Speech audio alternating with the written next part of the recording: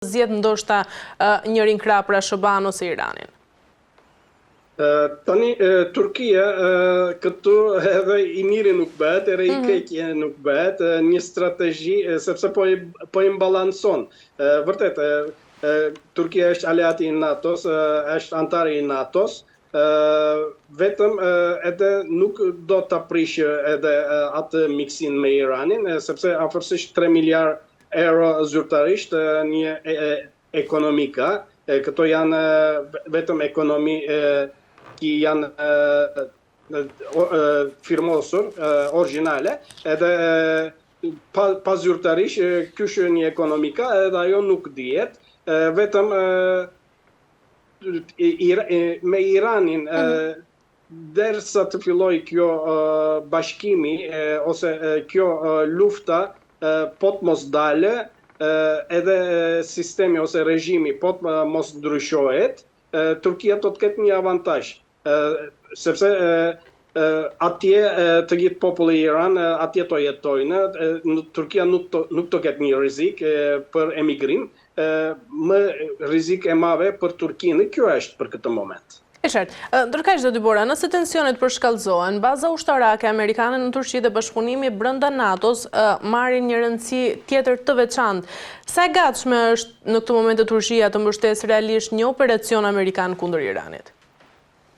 Tani Turkia vërtet shumë vjeçare, Turkia ka zonat forcat e Amerikës në Adana në Incirlik ose në zonën e Irakut ose në zonën e Surisë, edhe kur do herë ato operacionet, ato avionet ushtarak nga ajo zona ngrihen, edhe tani ushtria e Turqisë është forcuar këto vitet e fundit edhe me dronet edhe me teknologjinë më të fundit, me satelit, me çdo gjë, edhe Amerikës kur do herë I jep mbështetje, edhe Amerika kështu një shans ka, nga Turkia ose nga Azerbajxhani, ka një ndihmë, ka një mbështetje, edhe ashtu do të vazhdoj, ashtu do të kaloj, ashtu po pres. E qartë. Ndërkaq zoti Bora, duke pasur parasysh dhe presidentët në Irak, Siri dhe Afganistan, opinioni publik ndërkombëtar ndoshta është skeptik ndaj një ndërhyrje ushtarake. A ka shubaje sot legitimitetin ndërkombëtar për një ndërhyrje të tillë ndaj Iranit? Për këtë moment, një operacion për forcat speciale ose një forca ushtarak nga çdo anës të Amerikës, nuk besoj, vetëm këta legionerët ose këta forcat e NATO-s, kysh një ndihmë I japin, edhe disa nga ato anijet ushtarake amerikane, kysh një mbështetje I japin në këtë operacion, koha do ta tregoj, vetëm për këtë moment më përpara kysh bombardoi Izraeli, ashtu një operacion po pres. E qartë. Mirë, zoti Bora, kalojmë tek Ukraina, Rusia dhe Ukraina. Presidenti I Ukrainës, Volodymyr Zelenski, ka deklaruar se është tashmë I gatshëm të negociojë çështjet e vështira drejt për drejt me homologun e tij rus Vladimir Putin, me shëllim këtu pra arritjen e një marrëveshje për t'i dhënë fund luftës midis të dyja vendeve. Duke qenë zoti Bora se presidenti Zelenski shpreh gatishmërinë për negociata direkte me homologun e tij rus Vladimir Putin, sa reale është kjo si një mundësi diplomatike dhe çfarë sinjali I jep ndërkaq dhe komunitetin ndërkombëtar? Vërtet, tani Zelenski do ta mbaroj luftën, vetëm Putini atje ato minerat ose ato humbjet ekonomike I kërkon nga Ukraina, edhe Trumpi ka një strategji tjetër, do ta pacifizojë komunitetin evropian, bashkimin evropian, të jetë lojtari në këtë loje, kita do dominoj edhe kështu të vazhdoj. Pandaj për këtë moment unë po pres fitim ose fitim, sepse Rusia po e mori Ukrainën, edhe nuk do të ketë problem Amerika për Groenlandin. Këtu vetëm problemin ekonomik ose sikletet ose rregulacionet politik të bëhen bashkimin evropian, edhe këto zhurmat po vjen sepse I kanë ndier nga politika gjermane ose nga politikantët franceze.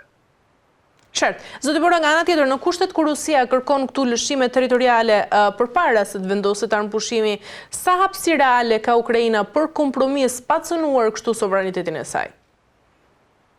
Nuk u dëgjova edhe një herë akoma. Atëherë, në kushtet kur Rusia kërkon lëshime territoriale, pra kjo të ndodh para armëpushimit, sa hapësira reale ka Ukraina për kompromise pa cënuar sovranitetin e saj, pra pa lëshuar territorë?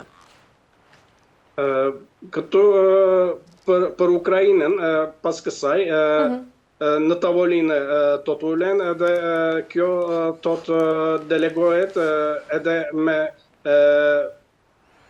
garancinë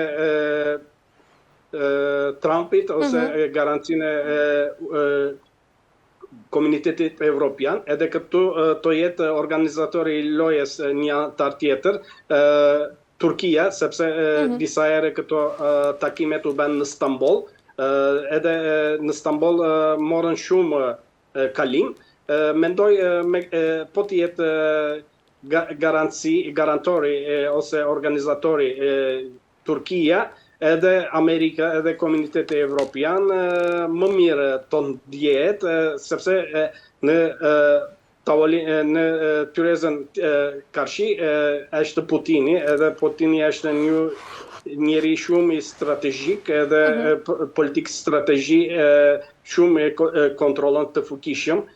Vetëm këtu me Erdoganin edhe me Putinin kysh një bisedë të bëhet edhe kysh një dalje të hapet, këtë të ta shikojmë. E qartë. Ndërkaq, me rifillimin e bisedimeve të drejtë për drejtë në Abu Dhabi, sa ndikim real kanë Shtetet e Bashkuara të Amerikës si një ndërmjetës dhe a mund të prodhojë ndërkaq kjo një kthes konkrete në këtë konflikt pra midis Rusisë dhe Ukrainës?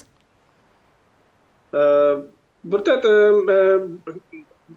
Rusia me Ukrainën po të ketë këto lidhjet, këto takimet për pake edhe për të funduar luftën e Ukrainës, edhe në Abu Dhabi ose gati gjithë anës e botës, këto të vinë ato mbështetjet ose ato ndimat, ato planat strategjike, step by step të të kalojnë edhe këto jo për një vjeqare, më të pak të 5 vjeqare ose 10 vjeqare të të kalojë, edhe të të kontrolojnë, të të dominohen, jo vetëm nga Amerika, edhe nga Bashkimi Evropian. E qartë, zoti Bora, nga ana tjetër, duke marrë parasysh rëndësinë strategjike të termocentralit bërthamor të Zaporizhzjas, sa rrezik për sigurinë europiane paraqet vazhdimi i kontrollit nga ana e Rusisë mbi këtë objekt? Rusia vërtet ka një profesion shumë të lartë me këto termocentralet me të gjithë, edhe një central po e ndërton edhe në Turki, në anës Detizi, edhe ka shumë iniciativ. Këto 100% po ndërtohet nga Rusia, vetëm kontrollimi ose sigurimi kështu bëhet gati gjithë anës të botës, ose ato që ndërtojnë në Turki, kështu kontrollojnë, sepse të gjithë ata inxhinerët ose ata njerëzit që janë me profesion shumë të lartë ose drejtorët, këta nuk dihen, janë inxhiner ose janë ushtar me profesion ushtarak, këto nuk dihen, këto ditat të t'i tregojnë për këtë moment. Qartë. Mirë, zoti Bora, për të mbyllur, pyetja e fundit, nëse një takim midis Volodymyr Zelenski dhe Vladimir Putin do të realizohej, cilat do të ishin temat më të vështira që mendoni se do të jenë për të zgjedhur dhe ku priten ndoshta të ngecin dhe negociatat mes Rusisë dhe Ukrainës? Mendoj Ukraina me Rusinë do ta mbarojnë këtë luftën, vetëm Putini ka një Trumpi ka një strategji ekonomik, sepse do ta nxjerrë të gjithë ato problemet të dollarit, të euros, nga të gjithë anës e botës, do të jetë dollar elektronik ose me këto metalet të çmuara me të gjithë, sepse edhe kjo i kemi ndjerë këtë zhurmët, sepse ari, argenda ose bakri ose të gjithë këto metalet të çmuara ditë për ditë, jo 1%, disa ditë 3%, 5% po lartësohet edhe në fund vitit vetëm ari afërsisht për një vit 150%, argenda 300% dhe bakri ditë për ditë me shumë vlerë po lartësohet. Këto një revelacion të bëhet, e dim vetëm mendoj kjo revelacion të bëhet ekonomik edhe të kontrollohet nga Amerika.